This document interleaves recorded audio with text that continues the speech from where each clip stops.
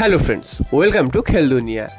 আগামী মরশুমে মোহনবাগানের দল কেমন হচ্ছে, মোহনবাগানে কোন কোন প্লেয়ার আসছে সেই নিয়ে একেবারেই ম্যানেজমেন্টের তরফ থেকে চুপচাপ রয়েছে। তোমরা জানো যে মোহনবাগানের নিউজ এখনও অবধি কোনো কিছু রিভিল করা হয়নি। দু একটা জুনিয়র দলের যা সই হয়েছে সেটা জানানো হয়েছে এবং অফিসিয়ালি রিভিল বলতে একমাত্র অভিষেক সূর্যবংশীর কথাই জানানো হয়েছে এখনও অবধি। তো কোন কোন বিদেশি আসছে বা কে কে চলে যাচ্ছে কিছুই কিন্তু জানা যাচ্ছে না মোহনবাগানের তরফে অফিসিয়ালি। তো তোমাদের সকলের মনেই একটা প্রশ্ন এসছে, তাহলে কি মোহনবাগানের অফিসিয়াল কনফার্মেশনগুলো আসবে না বা অন্যান্য দল সব ঘর গুছিয়ে চলে যাবে? তো তারপর কি মোহনবাগান মাঠে নামবে? মোহনবাগান কি এবার দল গোছাতে দেরি করছে? তো তোমাদের জানিয়ে রাখি, মোহনবাগান কিন্তু ভেতরে ভেতরে সমস্ত কিছুই কিন্তু গুছিয়ে রাখছে, অর্থাৎ মোহনবাগানের ভেতরে ভেতরে সমস্ত কিছুই কিন্তু করা হয়ে গেছে। কোচ মোহনবাগানের বদল হচ্ছে সেটা তোমরা জানো, কারণ হাবাসকে কিন্তু বলা হয়েছিল হাবাসকে থাকার জন্য, তবে হাবাস কিন্তু তিনি থাকতে চাইছেন না। তিনি টিডি হিসাবে থাকতে পারেন, তবে কোচ হিসাবে তিনি কিন্তু থাকতে চাইছেন না, অর্থাৎ নতুন কোচ আসছে এটা কিন্তু শিওর হয়ে গেছে।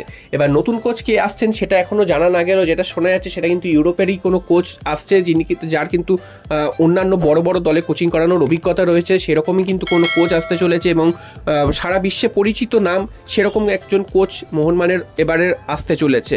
তো সেটাও কিন্তু একটা বড় চমক হতে চলেছে। এছাড়াও জেমি ম্যাকলারেনকে সই করানো হয়েছে, এটা কিন্তু জানা গেছে ভেতরকার থেকে। তো তারপর থেকে কিন্তু কোনো বিদেশি প্লেয়ার সই করানো হচ্ছে বা কোন বিদেশি প্লেয়ারকে নেওয়া হচ্ছে সেরকম কিন্তু কিছু জানা যায়নি। হ্যাঁ, এটাও জানা গেছে যে মোহনবাগান কিন্তু তাকিয়ে রয়েছে আপকামিং ইউরো বা কোপার দিকে, অর্থাৎ সেই সব যেখানে সেই সব যে দেশগুলো খেলবে সেখানকার যেসব ছোট ছোট দেশ আছে সেখানকার যেসব প্লেয়াররা নজর কাড়া পারফরমেন্স করবে সেই সব প্লেয়ারদের মোহনবাগান নিয়ে আসবে, যেমন জনি কাউকে এনেছিল গতবার। তো সেরকমই কিন্তু পরিকল্পনা রয়েছে। এবার প্রশ্ন হচ্ছে, তাহলে মোহনবাগান কবে অন্যান্য প্লেয়ারদের ঘোষণাগুলো করবে বা যেসব প্লেয়াররা মোহনবাগান ছেড়ে চলে যাচ্ছে তাদেরকেই বা অফিসিয়ালি কবে গুড বাই জানানো হবে?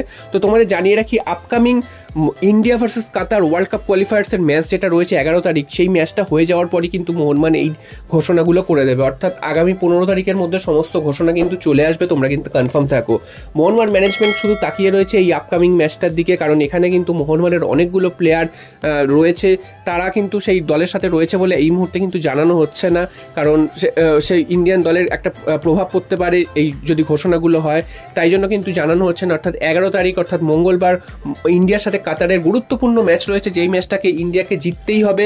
যদি জিততে পারে তাহলে কিন্তু ইতিহাস সৃষ্টি হবে, তৃতীয় রাউন্ডে ইন্ডিয়া যেতে পারবে, আর যদি না জিততে পারে তাহলে কিন্তু ইন্ডিয়া বিদায় নেবে এবং সুবর্ণ সুযোগ কিন্তু হাতছাড়া করবে ভারত। তো তোমাদের জানিয়ে রাখি, ভারতের সামনে সুযোগ রয়েছে এখনও, এই কারণেই কাতার শক্তিশালী দেশ হলো, কাতার কিন্তু তাদের সমস্ত শক্তি দিয়ে কিন্তু খেলছে না এই লাস্টের দুটো ম্যাচ, কারণ তারা অলরেডি পৌঁছে গেছে তৃতীয় রাউন্ডে। তাই জন্য ভারতের সামনে কিন্তু একটা সুবর্ণ সুযোগ রয়েছে কাতারের বিরুদ্ধে পয়েন্ট অর্জন করে আগামী নেক্সট রাউন্ডে যাওয়ার। তো সেটা পরের ব্যাপার, তবে মোহনবাগানের যে কনফার্মেশন সেই কনফার্মেশনটা কিন্তু আসতে চলেছে আগামী 11 তারিখের পর। তো এইটা এতদিন জানা যাচ্ছিল না, তো এই নিউজটা কনফার্ম হয়েছে, এটা কিন্তু সমর্থকদের অনেকটাই অক্সিজেন যোগাবে। তো তোমাদের মতামত কি? এত দেরি করাটা কি মোহনবাগানের জন্য ঠিক হয়েছে? তোমরা কিন্তু অবশ্যই সেটা কমেন্ট বক্সে